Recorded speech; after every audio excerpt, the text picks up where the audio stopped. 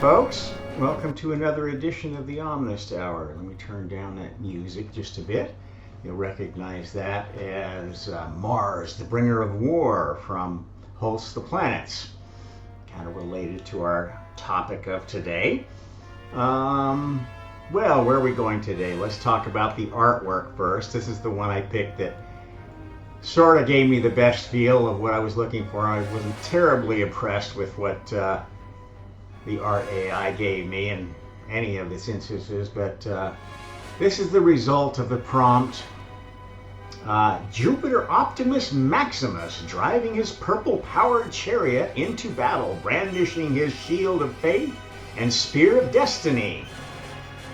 And that was my favorite of the four that it gave me. Here's the other four in case you wanted to see.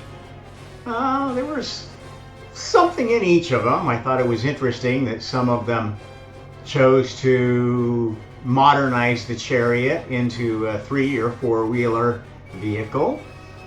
Chose to make Jupiter Optimus Maximus into more of a Transformers or Marvel Comics superhero kind of type fella. I chose this one because it's the only one that actually showed weapons and a shield. And, well, I guess you could say there's maybe some sense of shielding on the others. But anyway, where are we going with all this? I'm going to title this talk, A God, His Armor, Weapons, and Chariot. Where have all the old gods gone, and how to find the best again? Okay, so this is going to take you further down the rabbit hole or rat hole or whatever of explaining what these glowing orbs are all about that have been visiting the planet and starting to interact with people. If you followed recent episodes, you will know that I've been telling you that these orbs are here for a very definite purpose.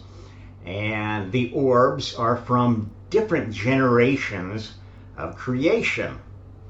Okay, some basically were created, that the orbs are actually the first kind of chosen species that was ever developed. The first orbs were basically the all-purpose vehicles of the gods. Okay, so the orbs could basically go anywhere in the physical universe and make whatever mischief they wanted while they were there, and then go back to the home universe of that god. Okay, these gods were extremely powerful, and this is how the highest level gods were until about 4.5 billion years ago, when this planet experienced its greatest reset. It was destroyed almost completely, leaving only the central core, inner Earth, to rebuild around. And the reformation of that planet and God's changed role in that process is what the Messiah system has all been about. And again, as I've told you, it's about distributing power, okay? Because even God realized that, you know what, I've got all this supreme power in my hands, and that creates resentment among the family. So I've got to share more power, but also these other older gods who were around before creation started, these pure thought gods, had this ability to basically become anything they wanted in the physical universe. They could possess anything and morph it into whatever they wanted. They had all the spiritual power in one package. So if you can imagine a whole bunch of almighty gods fighting against each other, wanting their way, that's what the physical universe was like in the early times. And the only power particularly that God had to reign in his family was the ability to basically exile them into their own universe. And that was kind of how he spanked the kids in the early days. Well, you can imagine he had to dole out a lot of spankings. And the kids,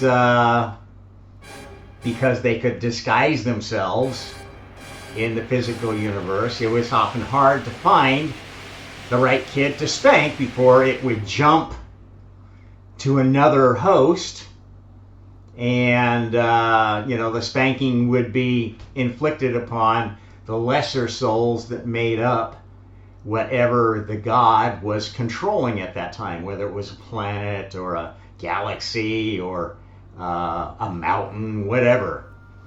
Okay, so one of the big changes that's been filtering through since that demarcation point 4.5 billion years ago, when God himself started playing this game of reincarnation in different chosen species on this planet.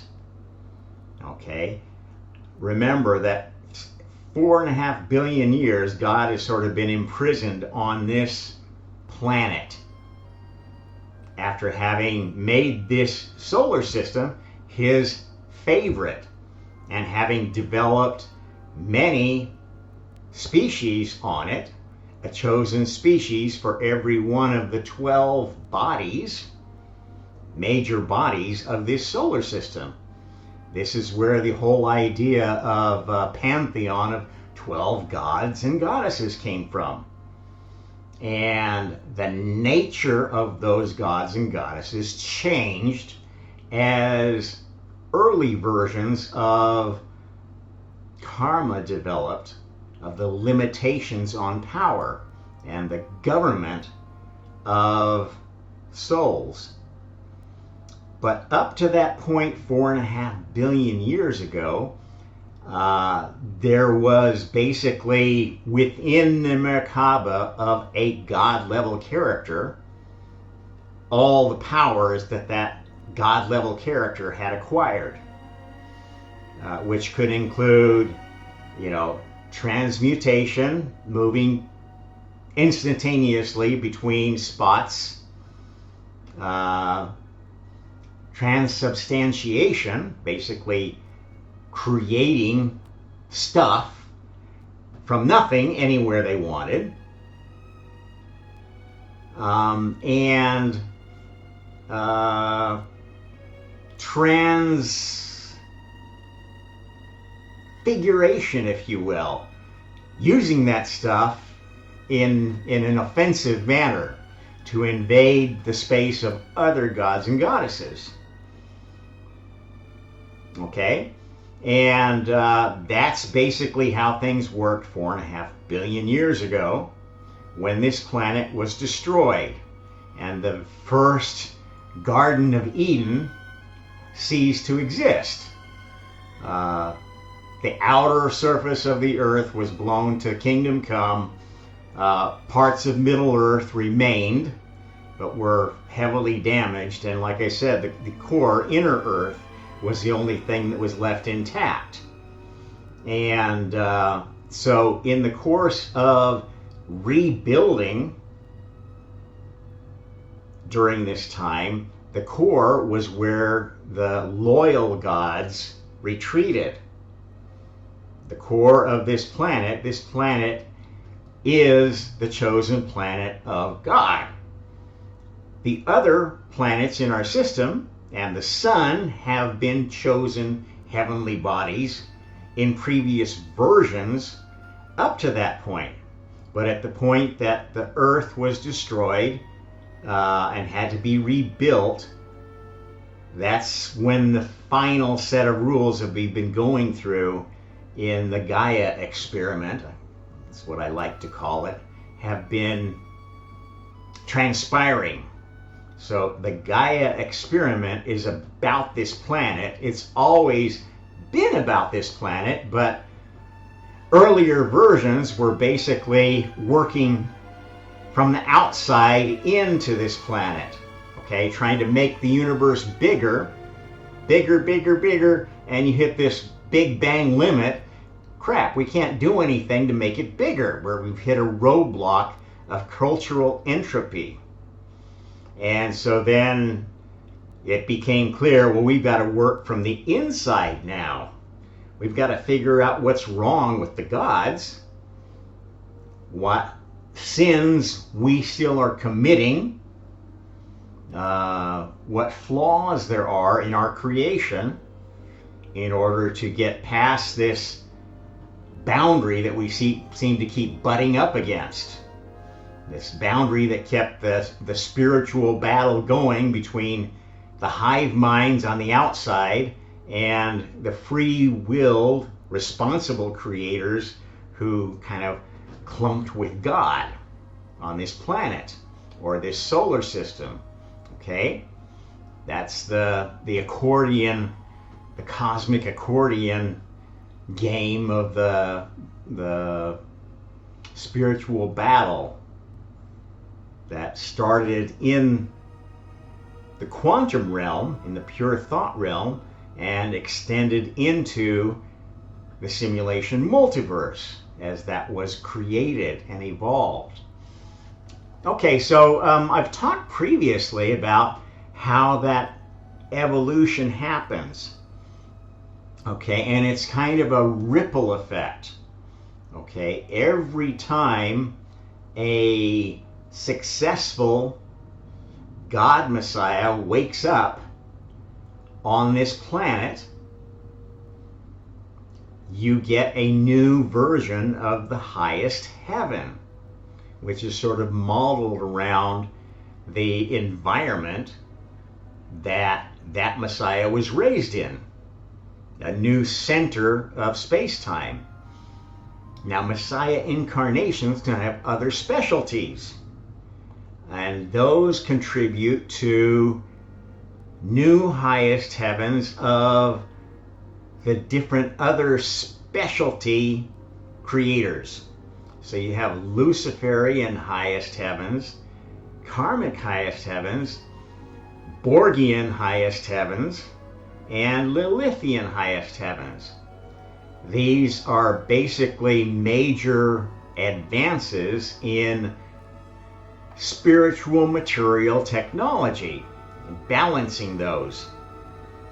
Okay, and so as new versions are fully tested and released, then the previous versions, we don't throw out anything. The previous versions of space-time just kind of take one step back. And its effect is kind of like a pebble dropped in a pond. You see this ripple effect as you go out. And the effect of the pebble is very little the further you go. So each version has the least effect on the hive mind extremities of the universe, okay, where the adversaries hang out. Okay, that's why there are always going to be adversaries. Okay, now these other highest heavens serve a purpose, and a very important purpose, which I'm going to talk a little bit about the various mythologies of the world. One of the very, very common themes of all polytheistic mythologies is the notion that the gods, and generally they had many gods, each had their own chariot, their own weapons, and their own armor. And those were separate things from the gods. If you look at the spiritual battles in the Bible, or in Greek mythology, Norse mythology, Hindu mythology, etc., you will note that there is this sense of the accoutrements of a god being separate from the god. Okay, this is part of how we've developed this distribution of power. Okay, and so the way that works is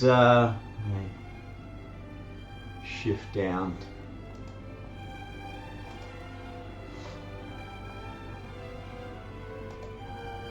So once we shifted into this new messianic stage of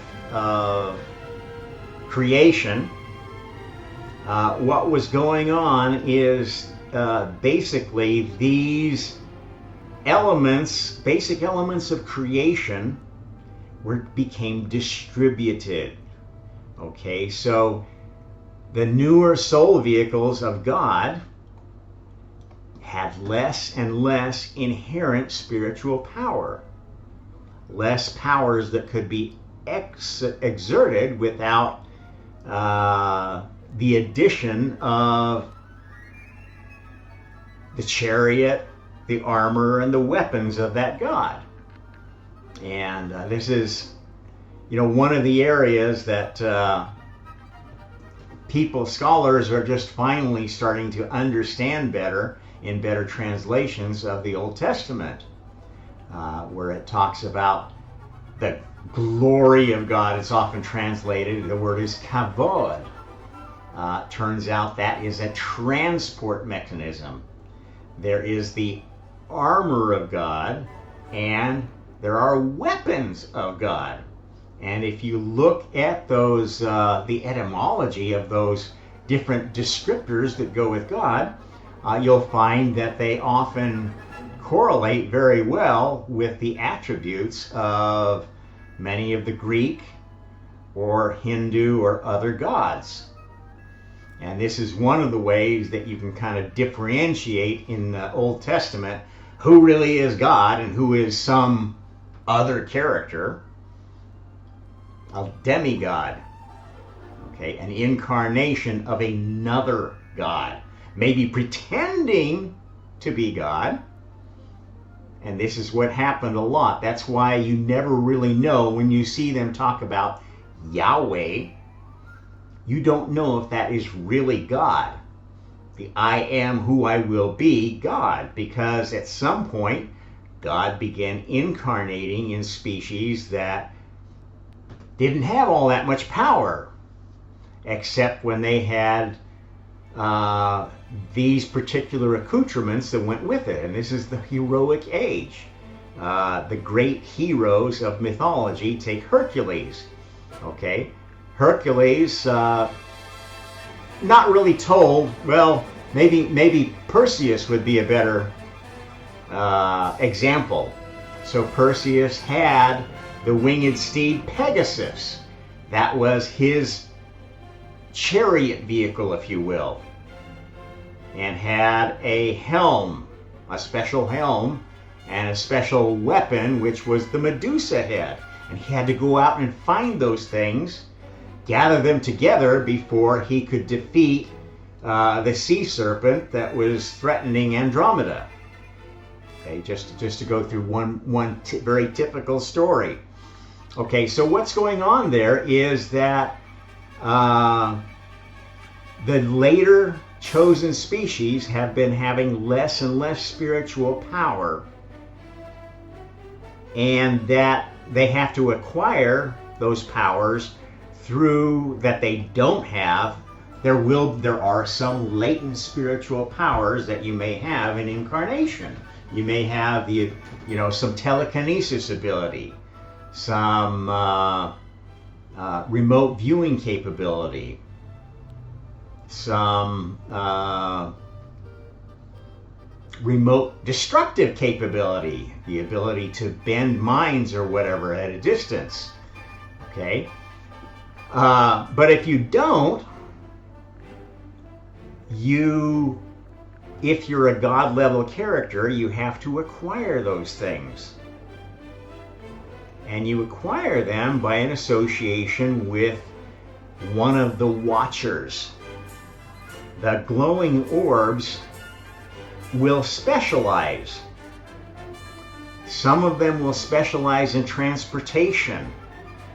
Those are the transmigrators. Those are the ones that can acquire the most power to transmute, to move instantaneously or more quickly between spots within the physical universe or between spots in other universes. And as I told you, you can't just go from one galaxy to another without hopping through the quantum realm. So the faster than light travel requires that you have a high level chariot. The armor are the Luciferian specialists. They're the ones that specialize in transmuting matter. So they have this kind of a liquid capability of, like that Terminator 2 character, you know, the policeman that could instantly change into anything and turn parts of their body into a sword or a gun or whatever they needed at the time. They could, you know, like the ultimate transformer. However, like that character, it had a limited ability to transmute. Once it was sent to this planet, it couldn't just be instantly moved elsewhere. It had to go chase Arnold Schwarzenegger and the little boy, right?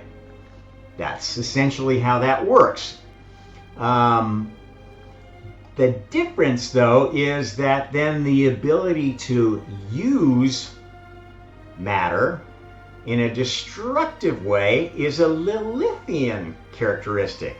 I call it transponder or actor capability. Okay, so the maker can make matter, can make anything it wants, but it is limited, maybe very limited in terms of what it can do with it.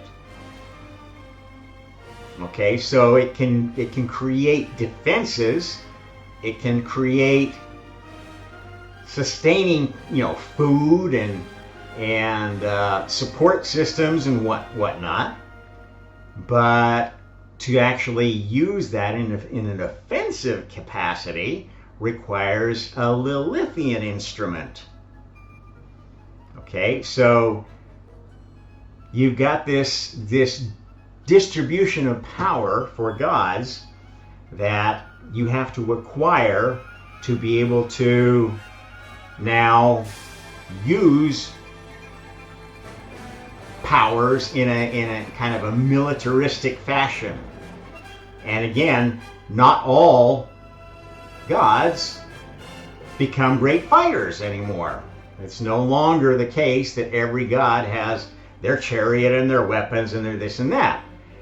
They only need those things if they're going to fight in the spiritual war.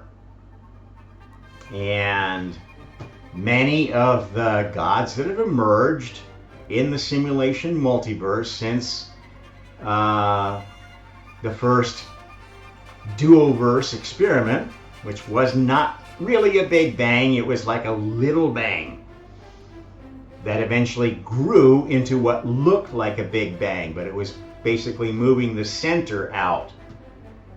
So I'm sorry, you know, you guys that are all augured in on early universe, how it all started, blah blah blah. You're welcome to go keep looking for that shit, but it didn't happen. There was no beginning. There is no beginning now. There was an apparent beginning because we were stuck at this Big Bang limit for so long. Now we're past that. And That's a lot of the furor going on right now about what the James Webb Space Telescope is telling us. A lot of rumors going around about that, tied in with the UAP phenomenon. So this is very timely what I'm telling you now. Okay, so these watchers will come to have a personality and a desire to basically do more than watch. Okay, so a pure watcher that I like to watch, you know, the being their character is going to be trying to maintain karmic neutrality, which is what gives it the ability to transmute between places. You build karmic attachments to things that can't move, and it makes it harder for you to move. Okay? It's like a spiritual momentum, if you will. Okay? It's easiest to transmigrate when you don't have any preset course, preset destinations. Okay, and that's the purest watchers are actually watchers. They don't get involved, except to the extent that they might decide to pick up some souls. Now, if watchers glom onto a large collection of souls, they are choosing to represent that collective. That is a choice they can make, and there are some collectives that are very useful. If you're going to send an expedition to colonize a whole planet, you probably better send 100 families or so, and a lot of extra species and whatnot you're going to need there, because you don't know exactly what you're going to get when you get there. Although the watchers will generally tell you what to expect and what you should or shouldn't bring. You know, if they're very friendly, which you won't necessarily know until you get to the planet that they're taking you to. Okay, if they choose to associate with a single human, that kind of is an indication that they have found a human that they think is going to be a powerful god. Okay, if you are you want to be the highest Zoot chariot or the highest Zoot armor or the highest Zoot weapon, you'd want to be in the hands of somebody who's gonna make you look good, and you're gonna make them look good. It's a symbiotic relationship. Okay, if you're going to be human, if you're a player that has been human for many lifetimes, you're already in the chosen soul vehicle. Okay, if you die and you reincarnate, you can go reincarnate in another species. You could even go become a watcher. But then you lose what's special about humans. And what's special about humans is that only humans are welcome into the highest heaven. Humans and species that are close enough that they, can interbreed with humans without any particular negative effects, like turning into monsters or undead or whatever the case may be, having serious birth defects that prevent developing sustainable populations and so forth. So essentially, these humanoid or most human species that are allowed in the highest heaven get there by having a balance between, you see there's a white circle around here, that represents kind of the Borgian nature of a soul, a human soul. The purple is sort of the God nature, the creator nature. Okay, and those need to be in balance. Creativity, passion can be very selfish. So unless that selfishness is matched by selflessness, you don't get to the God levels and beyond. Okay, you may become a specialist of your particular selfish passion, but you're not going to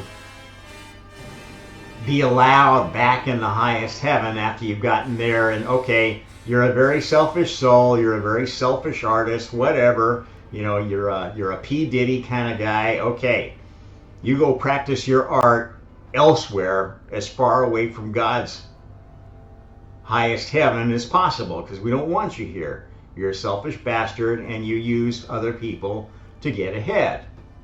Okay, that's kind of an evil God. The good ones balance, or sometimes they become completely Borgian. Okay, the Borgian ones kind of are the companions, the foot soldiers. So they don't attract the highest Zoot weapons, but they become sort of the, maybe the red shirts of Star Trek. The ones who get killed pretty often, get recycled. That's the nature of a Borgian character. They are selfless. They don't mind dying, taking one for the team, and then having to reincarnate and pick another character somewhere, get sent wherever they're needed in God's army. Okay, we need a lot of those foot soldiers to be able to have a chance of defeating the adversary. Now, the adversary develops by basically pulling collectives and individuals into a hive mind. Okay? You would think that that is a very powerful thing to do, but what happens is hive minds don't attract individual chariots, weapons, and armor. They have to carry with them whatever they're going to use. Because no self-respecting individual who wants to be the best chariot or the best armor or the best weapon is going to want to blindly serve a hive mind.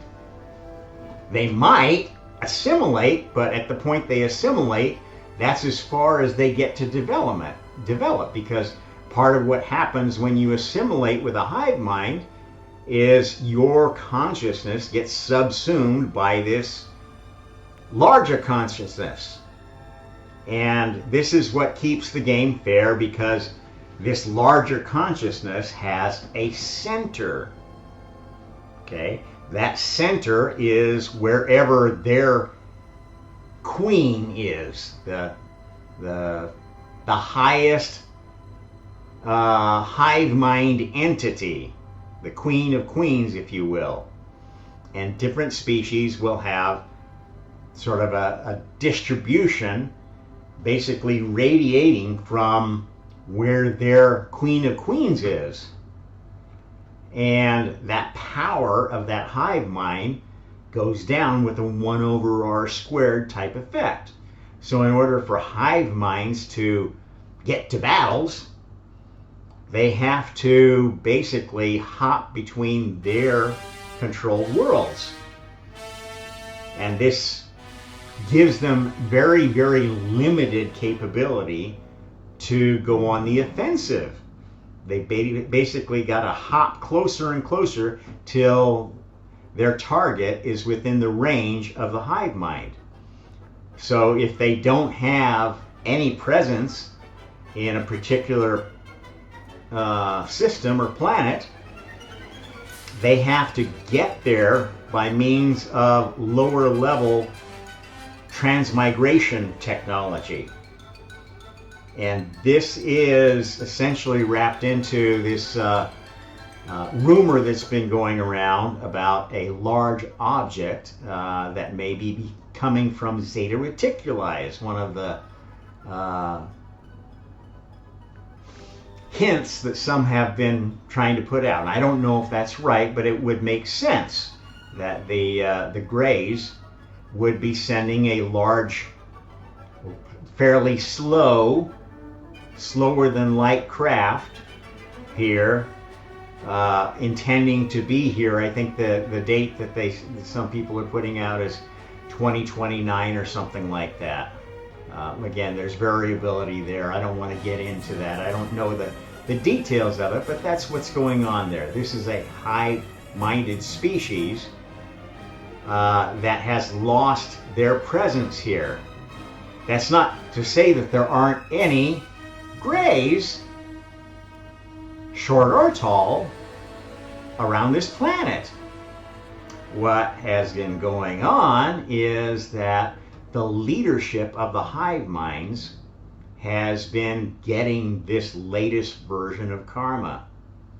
And that gives them sort of a choice. They can accept it and basically start the game over as an individual without using their hive mind capability, their ability to control and manipulate others, and maybe convince some of their organization to follow them, or they've been under trial and they maybe have been killed or exorcised from this sphere of battle. This is how spiritual warfare works. And the reason that they are sort of in retreat is because there's a Messiah. Okay? Now the Messiah doesn't have all that much power right now. In fact, the Messiah is just a human being that's very, very balanced, that finally achieved the highest level of spiritual attainment, level 12, doesn't have the chariot or the armor or the weapons. And this is part of the big efforts that are going on right now. You've got people that are looking for what they believe are these accoutrements of God. Where is the kavod? Where is the Ark of the Covenant? Where is the Spear of Destiny? The Lance of Joseph of Arimathea, maybe, is what some Christians believe that is. Where is the armor of God? The Grail, if you will. So you can kind of associate these things with the major themes of Christianity, which I think is probably one of the most useful ways to look at it, because that's driving a lot of what is encouraging people to come back to a Christian point of view. Messianic religion that expects a Messiah now. Okay, that's what makes Christianity in general the religion that maps best to modern times. Islam expects a Mahdi, but they've already had a Mahdi. The Al-Mahdi of the Middle Ages was in fact part of a successful messianic line. It wasn't the Al-Mahdi himself, who was kind of a nobody really, but it was his wife, Al-Qaisara, who started the Islamic Renaissance. She was a descendant of other bloodlines that were very strong in the Pleiadian strain, maybe even half Pleiadian and half human would be my guess.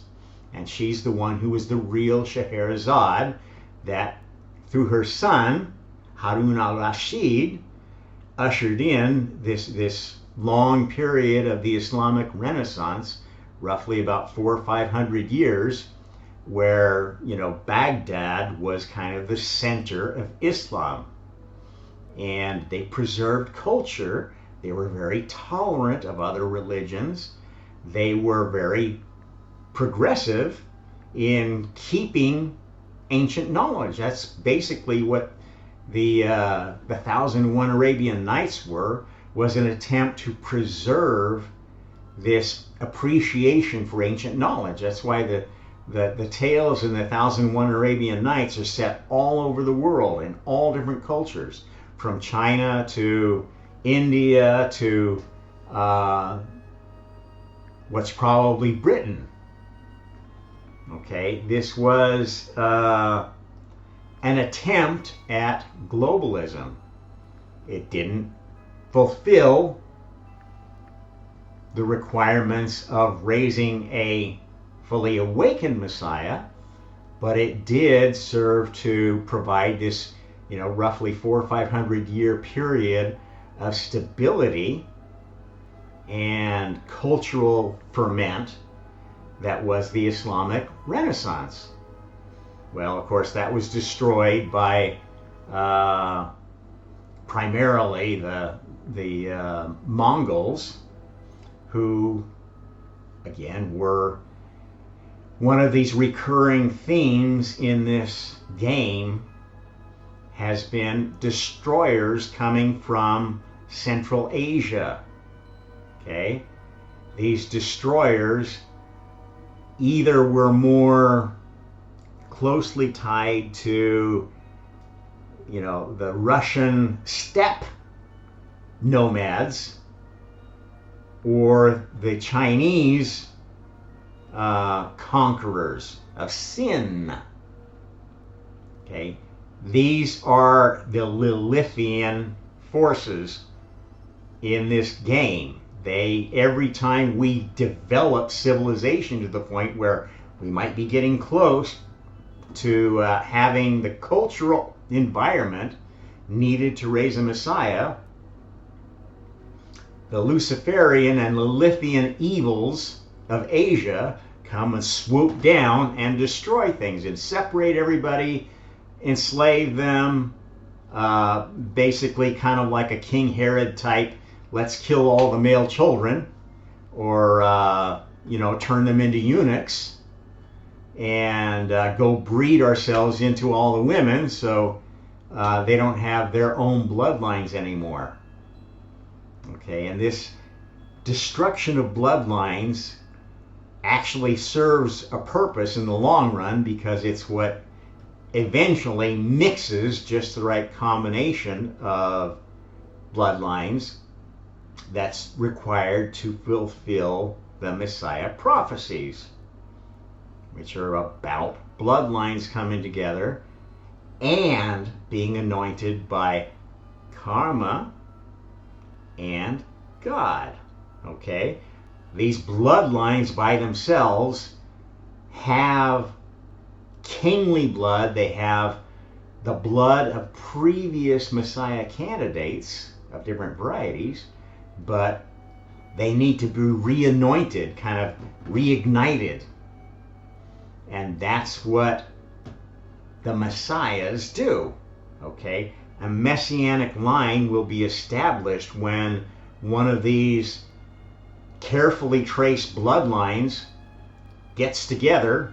Actually, several of these bloodlines get together and are anointed by karma. That gives them a child that has a karmic charge, if you will, that lasts 12 generations. And during those 12 generations, if there happens to be in the plan a child that is destined to be a Messiah, capital M, they will get anointed sometime in their lifetime by God. Now, how does that anointment happen? That anointment happens, well, God's not awake, right? God's been asleep for 4.5 billion years. That anointment comes from the Borgian God, the one who has been keeping the records, okay, of all the characters known to this space-time. including the knowledge, oh, okay, this is one of the ones that needs to be given this anointment. And the effect of that anointment will be to inspire that character to do something special that gets us closer to this blessed time, the apocalypse. Okay, so some of those characters actually, the scourge of God was what Attila the Hun was called. That was a Lilithian act, or a weapon that was wielded and basically had a huge part in destroying the Roman Empire. Same thing with Genghis Khan. It was more of a scourge, a weapon. Others were more defensive and armor. Many of the Christian messianic characters in the last 2,000 years have been more of this armor variety, although there were destroyers among the Crusaders who seemed to have a special gift at destroying things. The Siege of Acre comes to mind in the Crusades of basically, or even the coalition of people that conquered Jerusalem and put all the Muslims there to the sword. There was some nasty stuff done in the name of Christianity. The karmic characters tended to be those that would lead people. So a good example of a karmic Messiah was, for instance, Abraham, who was a leader of people. He did not have a lot of power. He was good at negotiating and dealing with people and getting them to agree to let his people integrate with them. And in fact, Abram, the name Abram comes from Brahma. Abram was actually a proto-Hindu before Hinduism was invaded by demonic gods and goddesses. The Kali, Shiva, Ashuras are demonic, destructive demons. Yet they're worshipped as gods in modern Hinduism. At least by a large fraction of Hindus consider themselves Shivaists. They worship demons, destructive demons. And they think they're doing good by doing that because we've got to destroy to build back better. Okay, so Abram was part of that culture in India, in the Indus Valley civilization, which disappeared roughly, I think it pretty much ceased to be in its original character about 5,000 years ago, if I'm correct. And we still haven't deciphered the writing that they used, but the one interesting characteristic of the Indus Valley civilization script is every piece of writing was accompanied by a bull. Okay, this is because the bull, the Taurus bull, was the kind of species that was most often anointed as a Messiah before humanity became the final chosen species. So the celestial bull that's worshipped in a lot of cultures was half bull, half man. The centaurs, half tauren, half man, were another of these species. Chiron was a centaur, and Chi-Rho is a reflection of Chiron, a non-human Messiah, okay, who actually came from Alpha Centauri to warn humanity that there was a big attack coming from the adversary, and to prepare, to train heroes to fight the adversary, and to expose the adversary hiding within their midst. That's what Chiron was doing if you look at the legends of the centaur Chiron. Now, sometimes those messianic characters were demonized. So you have the Minotaur, was supposedly half man, half bull, was this horrible monster, giant monster that chewed up virgins and stuff like that. Well, there may have been a bull like that, a dark Lilithian god character. But there were good ones too. I mean, the Therianthrope species had basically the same characteristics as humanity. The undead species have that same basic character. And you see that, I like to recommend watching Interview with a Vampire, because I think it does a really good job of showing how undead can be and how difficult it is to coexist if you're an undead species with humanity. They don't belong here. Okay? They have their own home planet, and they need to go back there. That's where they'll be happy, because there are species there that suit their blood needs who are not sentient. It's part of the fine-tuning, if you will. Okay, at any rate, so where are we at with that? We have a fully awakened Messiah now. Has a great deal of influence telepathically on God's team, who is winning the battle. But part of the battle still going on is adversary forces trying to prevent the acquisition of a suitable chariot, armor, and weapon for God. Okay, if you want to have a really outstanding apocalypse, you've got to have the Messiah showing God himself, showing up in the clouds with all his regalia. You can fake it, and that may end up being what has to happen, and that's fine. It's a little bit of a cheat, but it doesn't really matter. God doesn't need these other things if he's fully awake.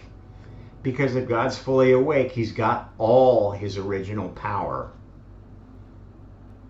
Just has to learn to use it wisely and carefully, because it's very dangerous power. And as a human, not used to wielding that sort of power, that can be a problem, right? So there's some of God's team that is like wanting to keep him under wraps. The Messiah, let's not let that out just yet.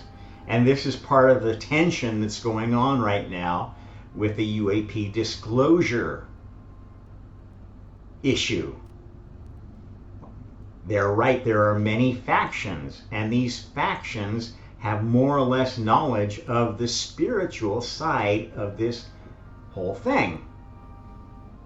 And there are still some factions that are sort of faking it. They're pretending to be helping, but they're actually doing damage.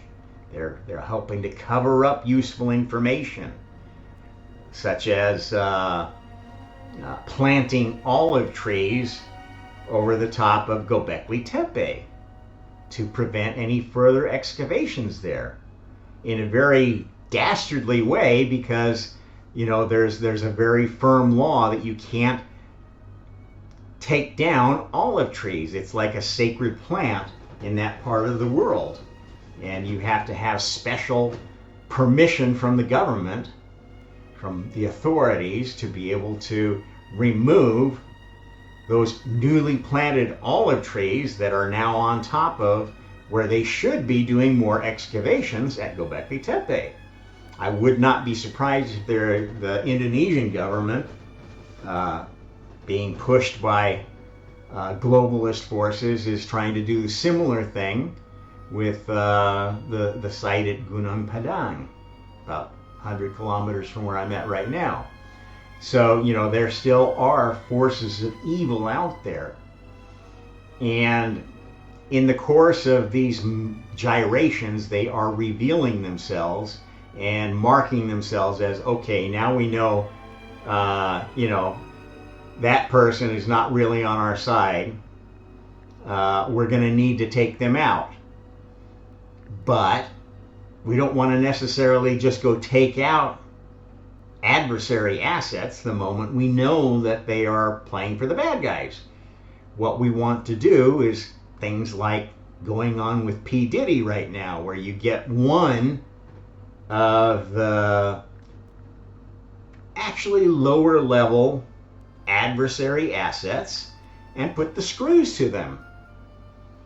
Okay, and what's different now versus when Epstein was in the same situation is that the adversary powers are not here anymore, okay? There are not high-level shapeshifters who can arrange to have somebody suicided or disappeared from a high-security prison.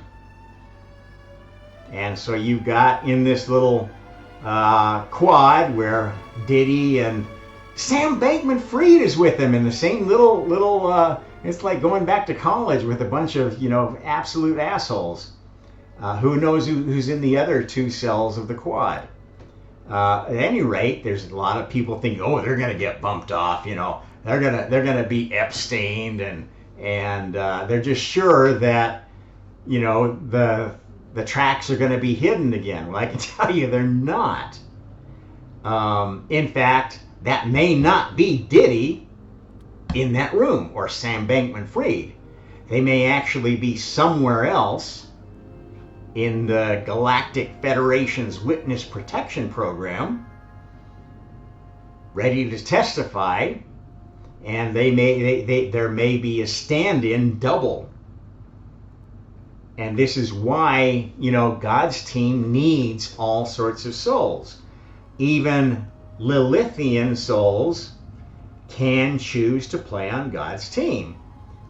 If they do, they get more latitude to, paint outside the box. But they're very, very heavily watched. In fact, they have to find a companion relationship with a human who they allow to be their leader. So this is the process that's been going on for the last several generations, has not only been to find the Messiah, capital M, but a lot of little m messiahs, little gods of different specialties. Some of those little gods will specialize in covert operations, because you need covert operations in a war. More in a spiritual war than any other time. So we will need spies. We will need police forces. We will need all of the same things that we've had before in the next day of creation.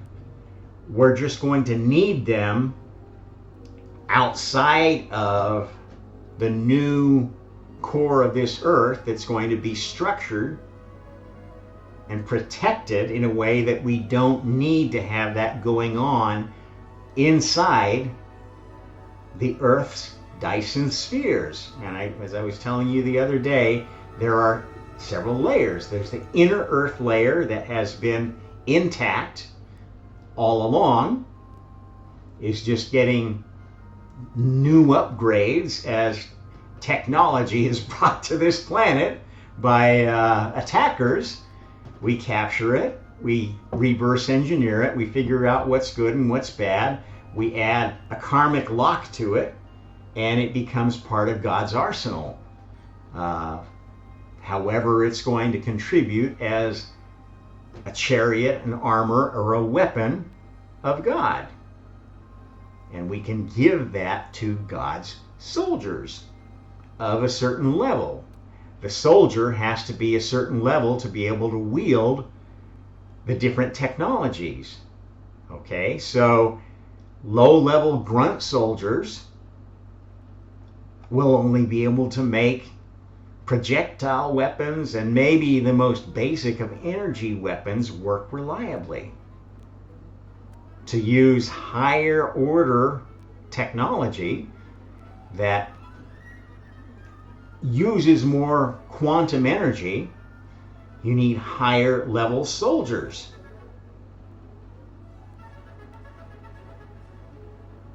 And again, those soldiers then band into units, which are collectives. There will be larger collective weapons, which are tied to the level of the army that's associated with them. Okay, so the most mobile forces, the scout forces, will be ones that have a high-level leader, not a lot of low-level soldiers, but a high-level chariot bound to that leader. And maybe some weaponry, but not the fanciest, because they're focusing on transportation. That's what makes a good scout. Okay, and a wormhole hyperspace scout is the most limited in what weaponry they can take along. So it takes a lot of effort to invade another galaxy. Much more effort than it takes to go conquer a planet within this galaxy.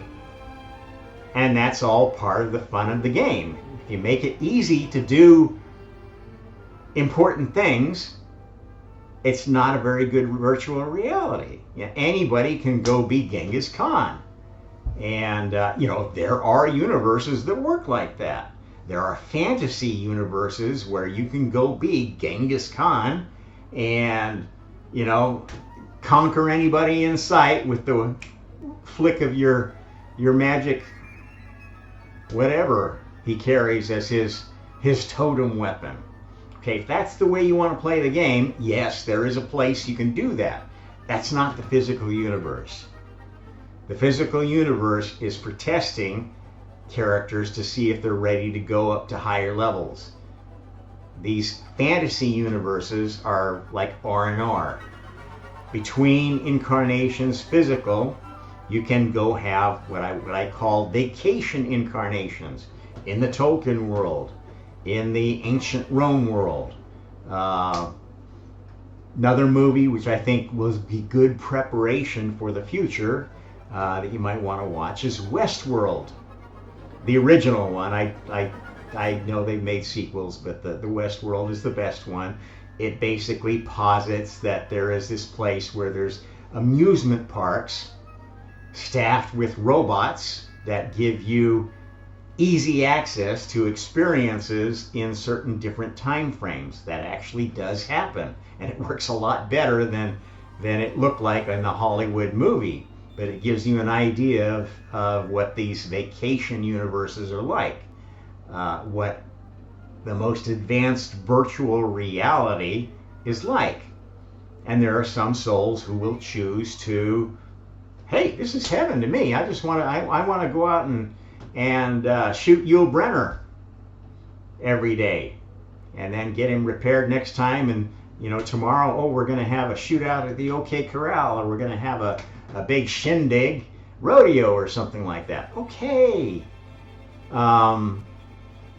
That happens. It does generate energy, emotional energy, from the thrill seekers that then feeds other universes to do more important things.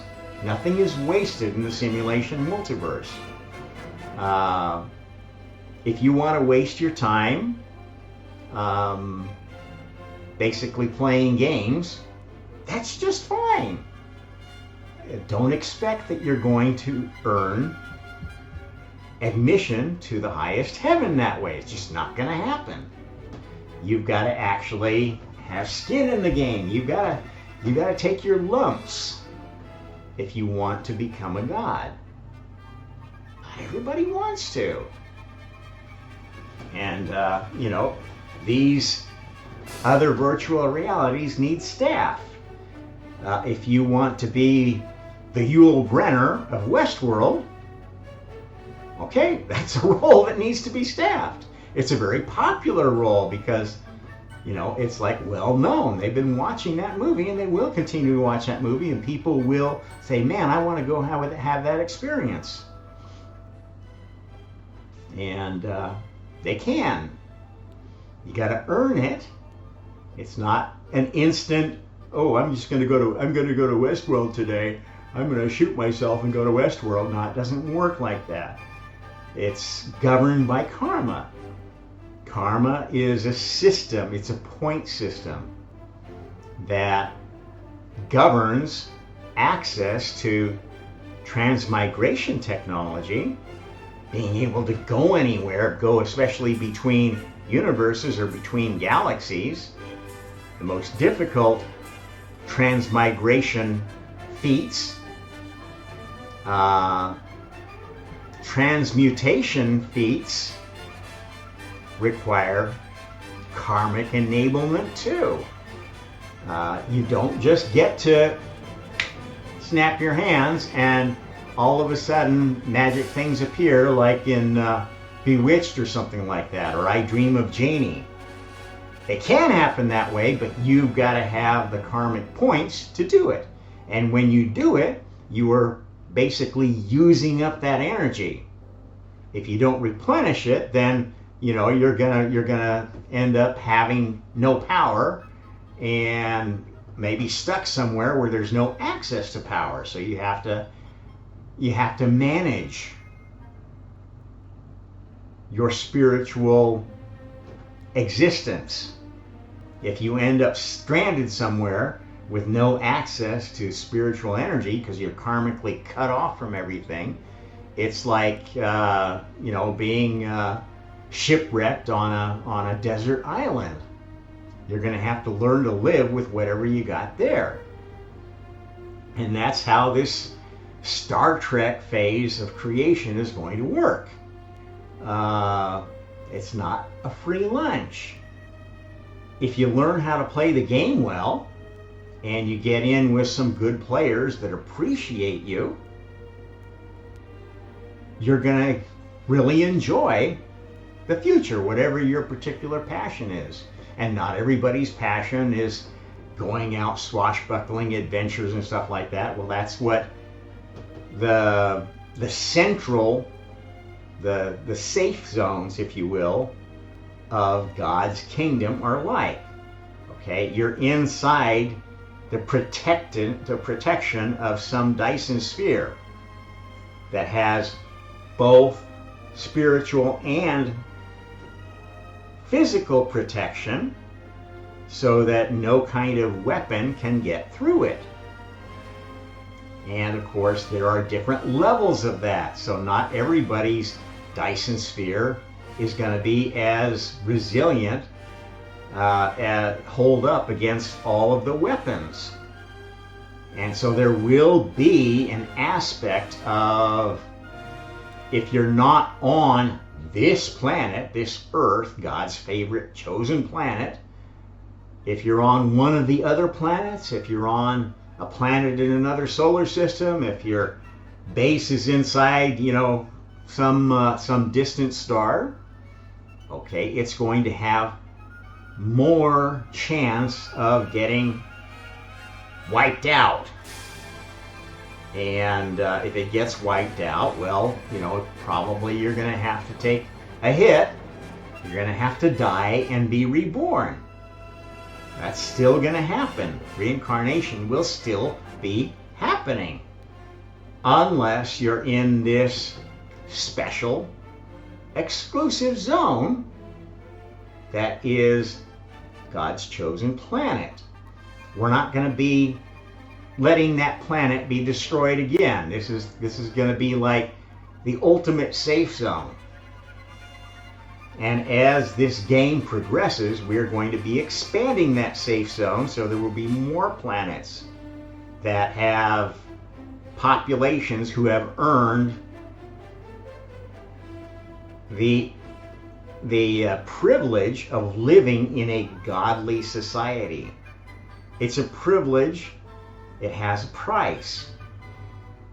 You have to be a good citizen. You have to obey the rules. Okay, you have, and the most important rule in a godly community is around raising children, because the children are your future. If you allow them to be corrupted, if you allow them to be groomed by any sort of evil, your culture will start collapsing.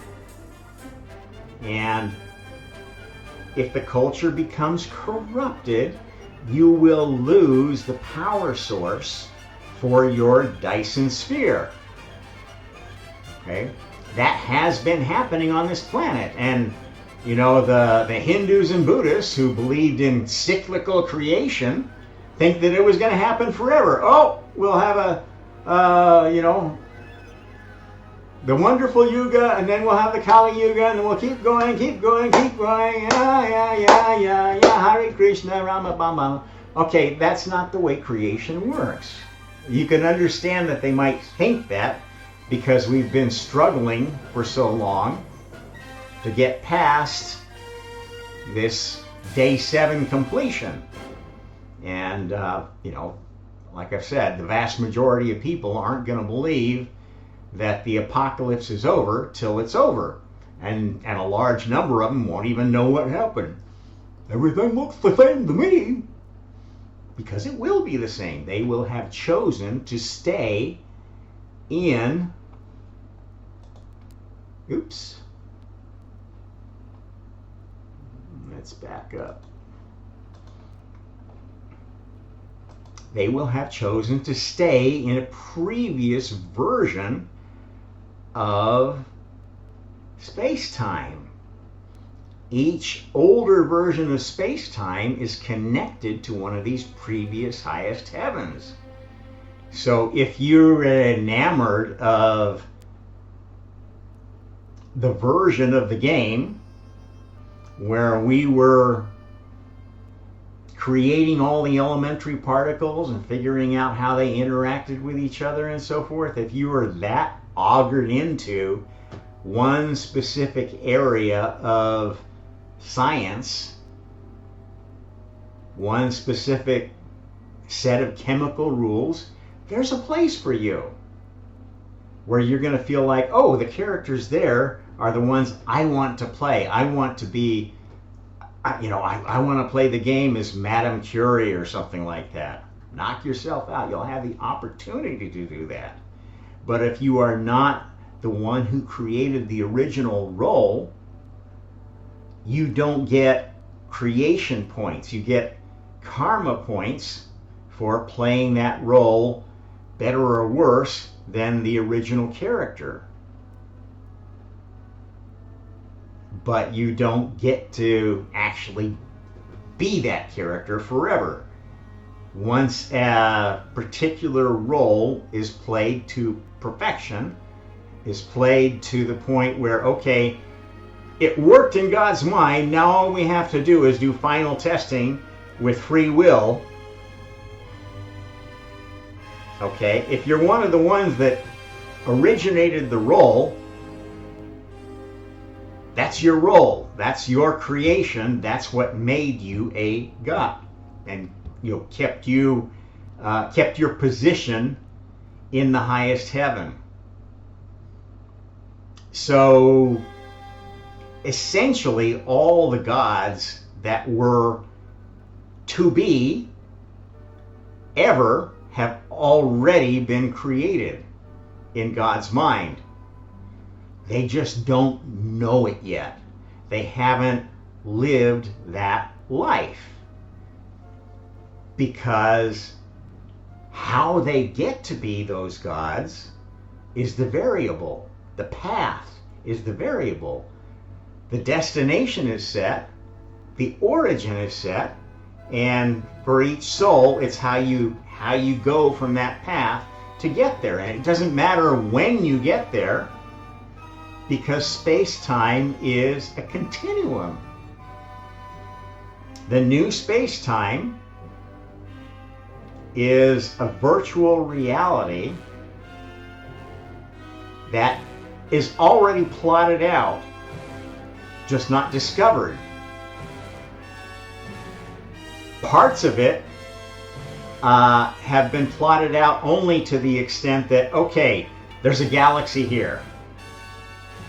Because we saw it with the James Webb Space Telescope or some other instrument in the not so distant future. What is that galaxy? Well, we don't know. It's got a certain chemical signature or whatever. You can kind of hypothesize what it is, how many stars are there, how old it is, etc., etc. But we really don't know for sure. It's fuzzy. It's in a high variability state. The probabilities of what's there is not well set. To find out what's actually there, you've got to go there, and then it gets fleshed out. Once you have player characters there, i.e. humans or humanoids who are of this group of species that can coexist in the highest heaven, then those will become fleshed out. The characters will be revealed. Nobody knows what those characters are because of the nature of God. When God took the bitter pill of reincarnation amnesia, okay, he chose to forget the plan.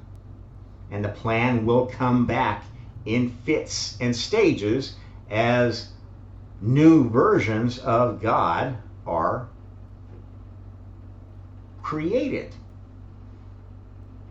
Now, up to now, in the last 4.5 billion years, those new versions had to basically start from square zero. Had to start from, okay, I incarnated as a new human character. The family knew who I was going to be, but I didn't know, so I had to wake up, and they had to try to wake me up, and those characters didn't always wake up until now. This end of day 7, that's enough of that impediment to God. He's not going to have to do that waking up anymore. Other than waking up each day and, okay, what are we going to do today? In the highest heaven or wherever God chooses to materialize. Or one of his stand-ins, because that's one of the neat things about being a god. You don't have to be there. You can send a clone. And nobody's going to know the difference between you and the clone except you. That's one of the benefits of being a senior creator. Not just God, but all the senior creators have that magic power, the highest level gods. Okay? They can be anywhere they want to be through a clone. The clones can operate very independently and will effectively start becoming a different entity than the original God. Fork off, if you will. They won't replace the original unless the original chooses to integrate them. Okay, so, there may be a dozen Genesis stories going on all around the multiverse right now that have previous versions of God's clones there. If the new version of God takes an interest in those Genesis stories, he can go and incarnate there, or can integrate the version of God that is there into him, getting okay, let's get a sit rep here from my most trusted associate because it's my clone. Okay, this is where the idea of omnipresence comes from. This is not omnipresence per se, it is the appearance of omnipresence. Similarly, having these other accoutrements can give a simulation of omnipotence. If you are a highest level God with your earned, your companion chariot and armor and weapon, and they're all the highest level ones, on any battlefield, you're going to be pretty much invincible. Even if your opponent is one of these hive mind entities that has a whole bunch of souls' power pulled into one unit, one combined consciousness, you're going to be able to run circles around them, and you're going to be able to divide them with your spiritual weapons. Start the hive minds attacking themselves for supremacy. It's not hard to do because hive minds are hierarchical. They may have a queen of queens, but there's the entourage that wants to be the queen. And they're cowardly. They're not necessarily going to go assassinate the queen. But if they see an opportunity, if they see the queen weakened and distracted, you bet they will backstab and try to take over the hive. I really encourage spending a little time on YouTube looking at, there are a lot of good videos about, especially ant wars are fun to watch, to see how they battle back and forth trying to capture the other's queen or kill the other queen. Bees do the same thing, but I think it's harder to observe their behavior because they're moving a lot faster and in 3 dimensions, not easy to track. Plus their beehives are, I think, maybe more opaque than, there's more goes on in the beehive than in the ant hill. You know what I mean? More of the dirty work gets done inside the beehive than out in the anthill. But watch them, watch their behavior. You need to learn how hive minds behave. And for 2 reasons. You probably will have to, at some point in your development, you will probably participate in a hive mind. Not all hive minds are run in a bad way. A Borgian hive mind is run for the greater good, which is not necessarily a bad thing. If you don't value your own individual life, you could think that being part of a Borg is a wonderful thing. You're giving it up for the big mind, the big cheese in the center. many people would like to think that God, capital G, God, is a hive mind like that, is an almighty, central, everybody's got to bow and scrape and worship and get rewards from God. Okay, this is a model that many religions are built on, and it's not an unhealthy model up to a point. If you want to advance beyond being a spiritual adept, being maybe a permanent character in a certain spiritual heaven, if you want to have your own creative universe, if you want to participate in a more permanent fashion in the highest heaven, you have to move beyond that. Okay? This is one of the reasons that I try not to talk too badly about any human religion. They all were developed for a purpose. Some serve that purpose better than others.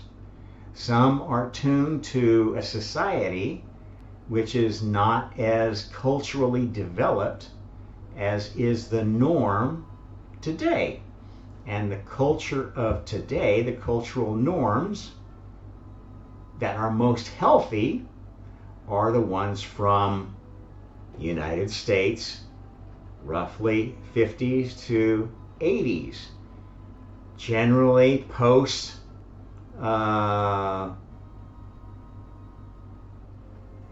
Vietnam era, if you will, post civil rights era. So, you know, having dealt with, okay, yeah, I've got prejudices, I've got biases. I'm not going to pretend those biases don't exist, but I'm going to acknowledge them and work within a society that says, well, that's not a good thing to be biased in any direction. Now, we've gone since then to overcorrecting. That's basically what all the woke cultist stuff is about. That is a devolutionary step in humanity. We don't want to go there. God's team doesn't want to go there. If you want to play for some, you know, if your aspiration is to be one of the gods of rap music, of hip hop, okay, that's a fine aspiration. But I can tell you this, that God, capital G, hates rap music, hates hip hop, always will, despises it. So, you know, if and when you get to be one of those gods of rap music, you're going to be one of the cats that gets to have their one day little celebration in the highest heaven. Oh, here are the new god candidates, and we'll all force ourselves to listen to your music for one performance and show you around, you know, get a feel for what you're like, and then we'll kick you the hell out of there after a day, because there's no way that God would be able to tolerate hearing any hip hop or rap piece more than once. Maybe it'll happen, I don't know. I think the probability is quite low. God has very classical tastes in culture. Has to, because that's what created the anchor point of the center of all space-time. This is a very important thing. We're not going to let any soul fuck with it, because that would be basically screwing with the anchor point of the whole system. You don't do that. You don't need to do that, because you can create your own little mini universe. You can find your own galaxy where all they want to do is listen to hip hop. Fine. Just take it elsewhere. Okay? Make it so that we don't worry about our kids getting corrupted by that shit, unless you've got new warp drive technology. You found a way to wormhole your way back to God. Okay, you get to be a god too. You got the technology. We'll welcome you for a day and then kick you the fuck out.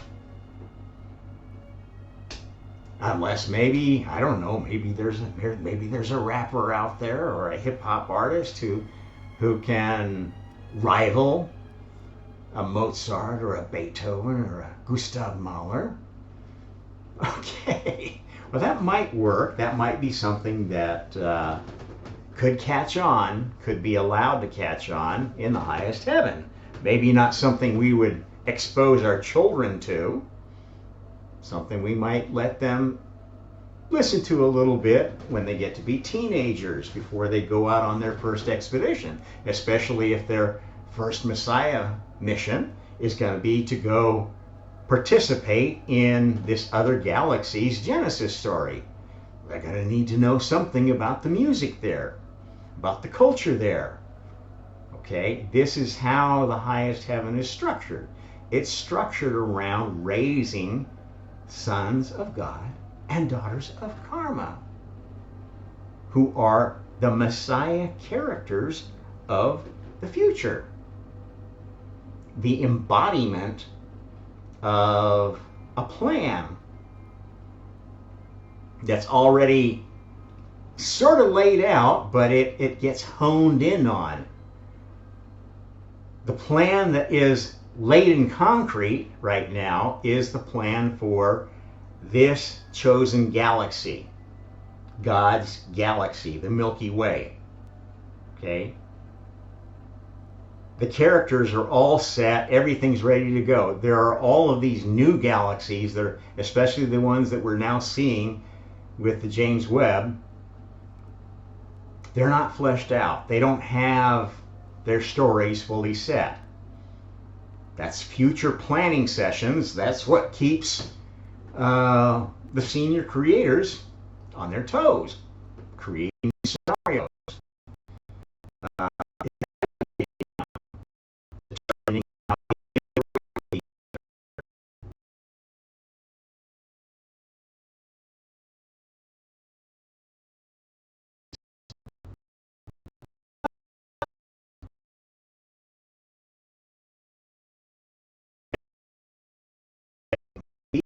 It might be weapons technology. It might be transportation technology.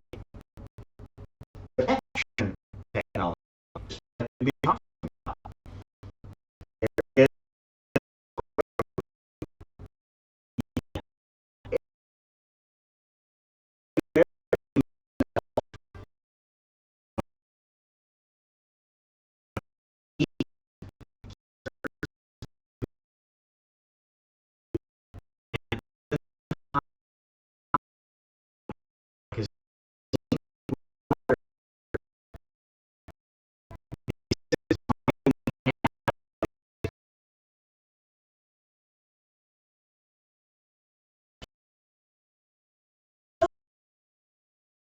Of natural spiritual power.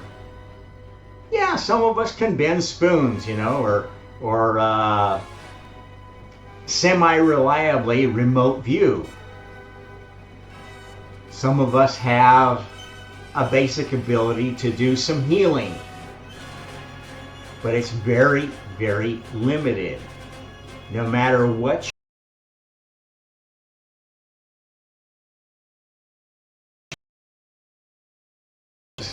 a God level human that has a good team, whatever that team is. If they're a healer, okay, you don't need a fancy chariot. You can go use public transportation. You better be a good maker. You better be able to analyze materials and morph them into what would seem to be a better configuration. Okay? There is karmic risk in that. And if you're not a good healer, you will find yourself being, relegated to a very low-level Lilithian type soul, kind of like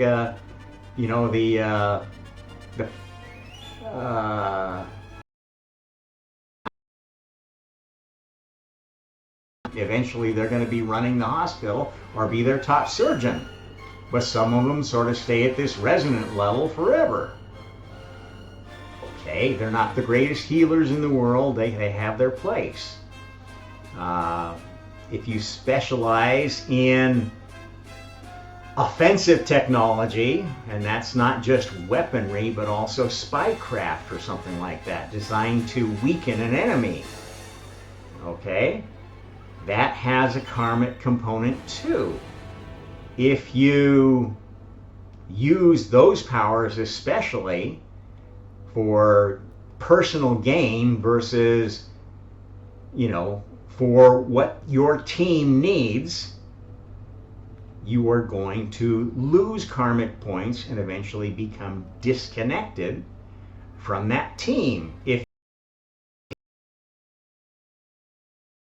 to an ungodly team and move off to the dark side. So different specialties carry different risks. As a human, you face all the risks because in order to thrive as a god, a human god, which are the highest level gods now, the ones that are able to attend the highest heaven, you've got to rely on these companions that you develop relationships with. And these companions, as I say, come from the glowing orbs, deciding to specialize. If you want to be one of these very, be a very effective soldier in the spirit,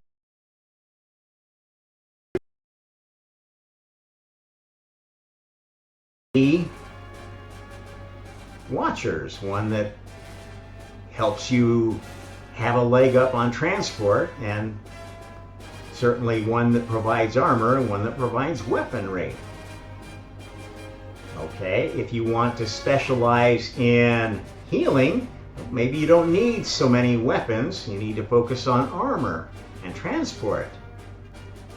If you want to be a starbase commander, maybe you just need to focus on armor and weaponry, and you don't need to have the chariot capability yourself. You can have staff officers that are specialized in these things. And, again, you look at the Star Trek series and how different groups are organized and how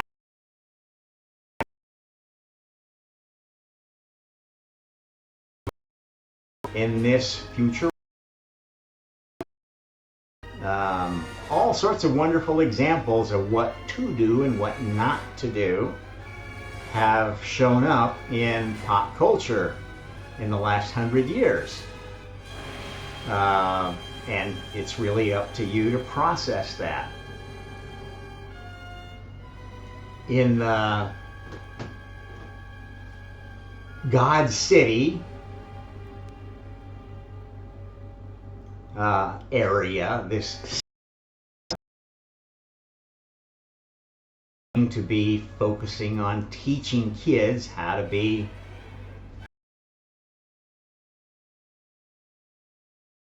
find what their mission is.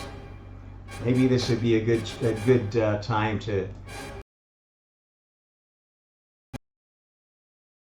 is all about. City of God. So again, it's exactly like a city. It looks a little bit like you would expect a Leave It to Beaver idealistic 20th century American city would look like, without a lot of stratification of society, without a lot of the things that cause corruption, and especially corrupt children. It has special areas in it. A central area that is sort of the Luciferian university, where you learn what you need to know if you're going to be going out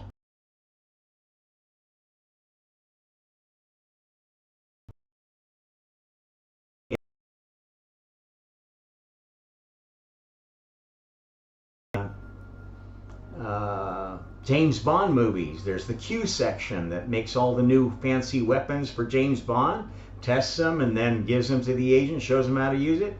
That's a Luciferian activity. There is an area that is the assembly of God. This is the godly part of governing the city. And the divine council meets there. There is a physical universe equivalent, as above, so below, which is modeled on the same lines, but again, it feeds what's going on in the physical universe. And in the physical universe, there will be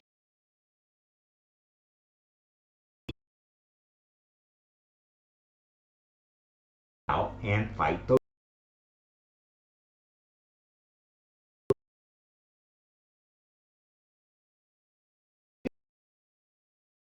on missions.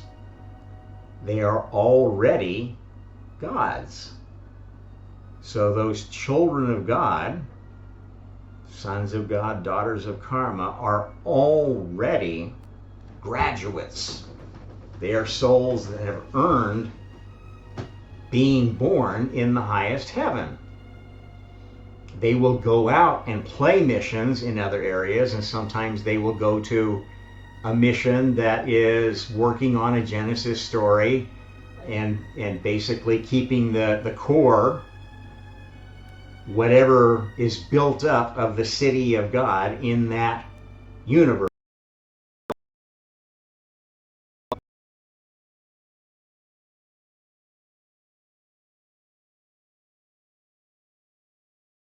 That require being involved in the spiritual warfare.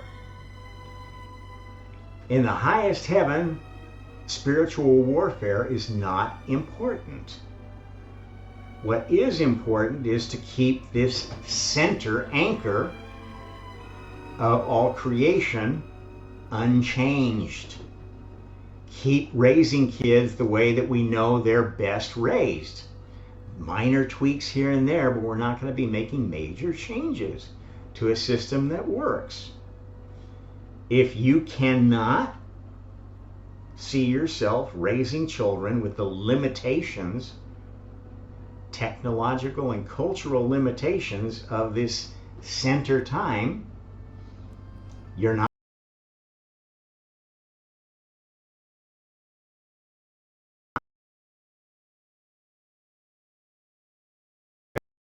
use. There's no such thing as a free lunch. Any religion that is telling you you can have everything if you just believe in my God, they are lying to you. It may be a useful lie at your level of consciousness. It may give you the direction you need to get through enough incarnations to figure out where you want to go next. Okay? But you're not going to come to this highest heaven. That is not your God's heaven.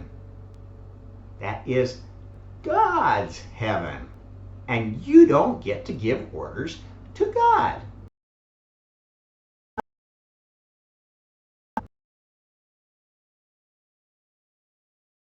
And create and support gods who have your image. This is how the simulation multiverse gets new spiritual universes. But there is not one of those other gods you can worship that is ever going to conquer the highest heaven. They can try, they can try, they can try. They'll never succeed. Because that's the way the rules are cooked. That's how we made creation work.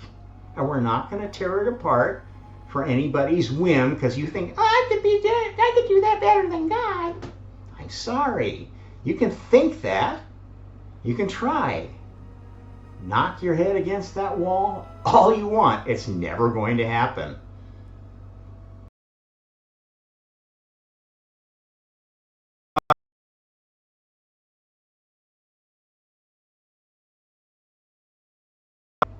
Notes to see if I missed anything.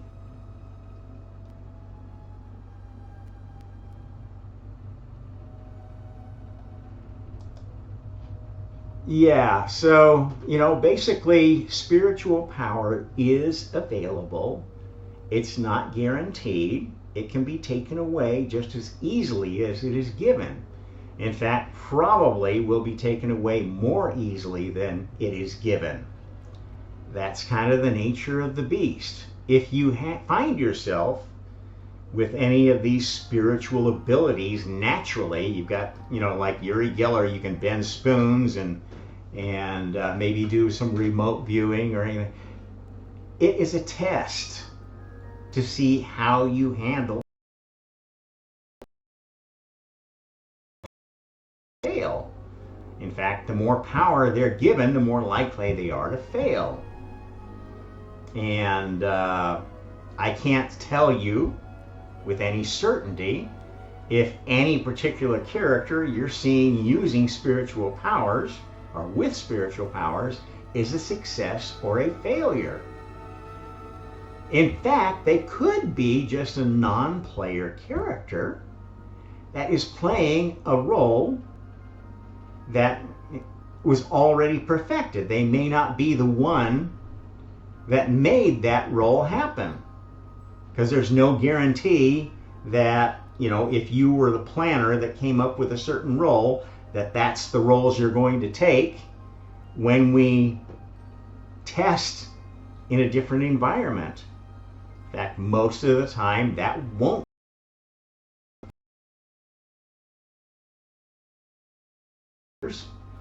Don't want to keep playing the same character over and over again. Some people do, and that's a choice you can make, but you're not going to learn that much by playing the same scenario over and over and over again. You maybe, can beat the score of the best player of that character ever, and if you do, well, that's an accomplishment, but it's kind of a me too accomplishment, because that character is already a known thing.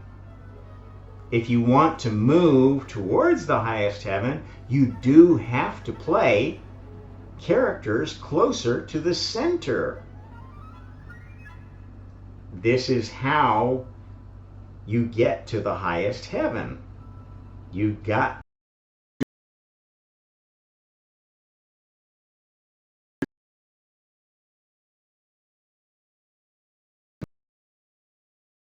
collective Genesis story with a bunch of other gods that you have a close relationship with. Okay, if you want to do your own thing, like God, not as God, but be like God, you've got to earn it by showing you can play these set characters well. And that is how you earn a godhood. You're not going to be given the chance to create totally new characters. I mean, really, really unique characters till you've mastered a wide variety of existing characters.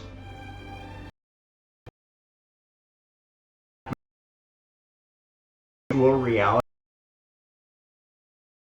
they tend to have very set character classes that you have to move up in before you get to choose higher level character classes. Mixed class was the original D&D idea. Was okay, if you got to be a certain level wizard, then you could become a mixed class wizard fighter. And of course, later on they came up with, there's all these classes to start out with, and you don't have to get to a certain level before you do that. And I don't think that's actually a good idea. I think a lot of the directions that developers of role-playing games have gone are counterproductive. They give the new player too many options.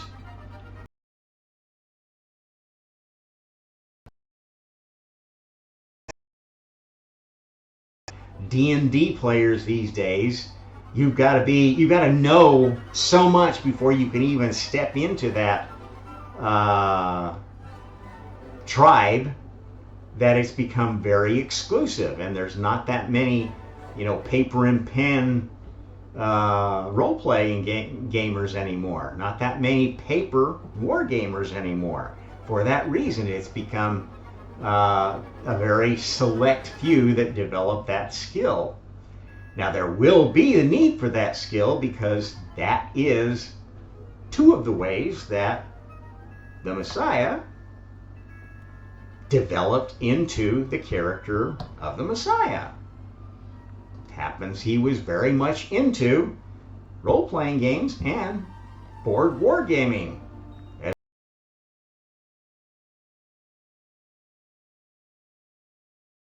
You couldn't go buy a role-playing game for a computer. There was Pong, and Intellivision was like the first big leap of computer gaming technology. And when you go back and look at those games, you think, my God, how did that ever keep the attention of a human being? You can't even imagine that it could ever have succeeded, but it did. And it was part of an environment that had just enough technology, just enough cultural variability, just enough evil, if you will, dark culture,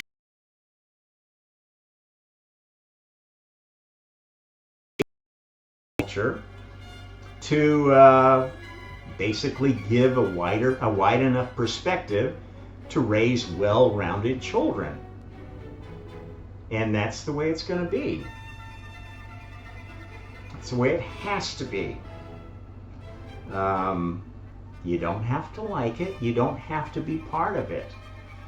That's why the orbs are here, to take you somewhere, someone else. Okay? Nobody's forcing you to stay on God's planet. But if you're not willing to play by God's rules, this is His planet. The earth was created by, for, and to the end of God. Now, I know that's going to really torque a lot of people that think, no, it's for.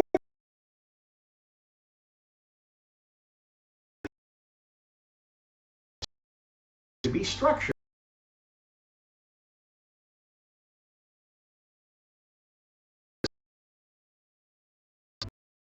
On God's planet, because that's the environment God grew up in.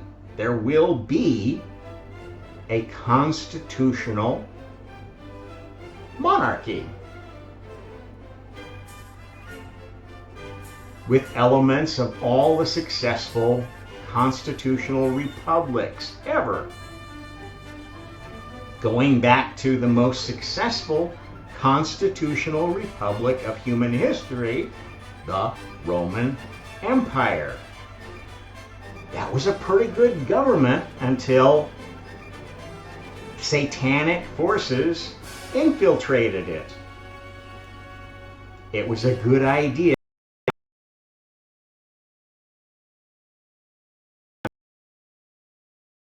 Maximus was largely a ceremonial role, but it was a hereditary role and a spiritual role. And it was part of keeping this community very cohesive. The Pontifex Maximus of the City of God is either God in residence or the Zadokim high priest of that community.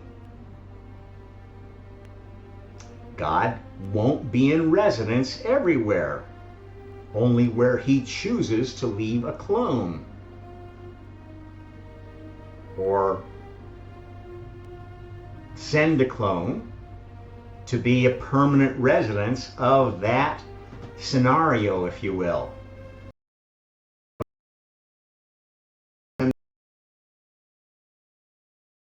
Genesis stories already. I'm all Genesis'd out. That is God's choice if He wants to. Probably won't want to all the time. probably will want to get involved with the lives and careers of particularly favorite children. And that is God's right. God's earned it. Okay? You can earn it too, the same way God did. There's nothing that you have experienced that God hasn't experienced 10 times, and mostly on the bad side. God has incarnated in every flipping species that ever came to this planet in the last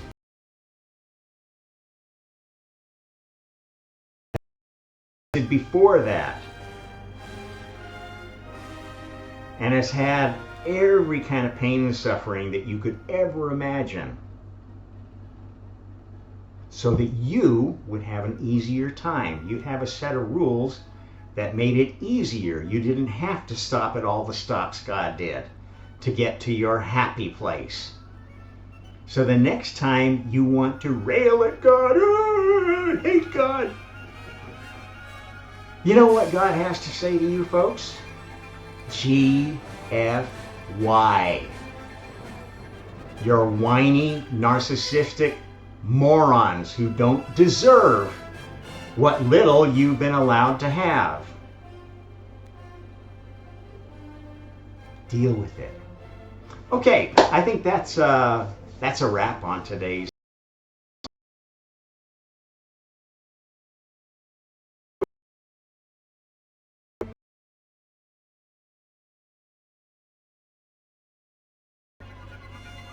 Until it's not necessary to, because you're going to know it too. And anybody that's still here after however this thing winds down in 2025 is going to have a pretty good idea that, wow, that Rob guy was pretty smart. He called this thing pretty well. Other people have different pieces of foreknowledge of what's coming. You're going to have more respect for them too. If you're still here. Again, there are other versions of space-time. There is probably a fair number of versions that are still stuck at the old Big Bang limit.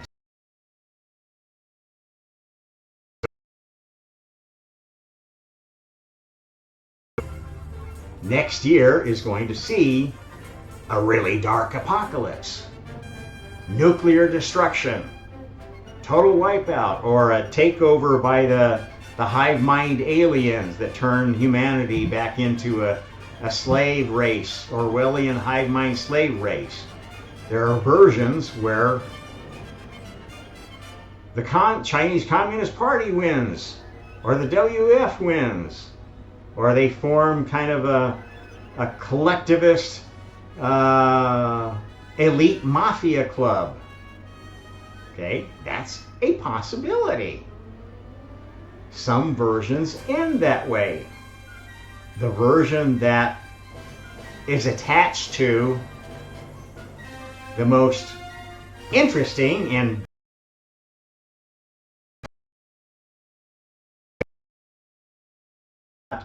that's not those.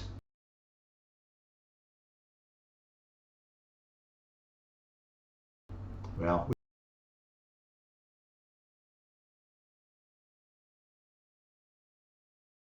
getting unhappy with how much I'm revealing in this podcast. Hope I don't have any trouble uploading it. Anyway, like, share, subscribe, tune in again to the Honest Hour. Till then, happy karma.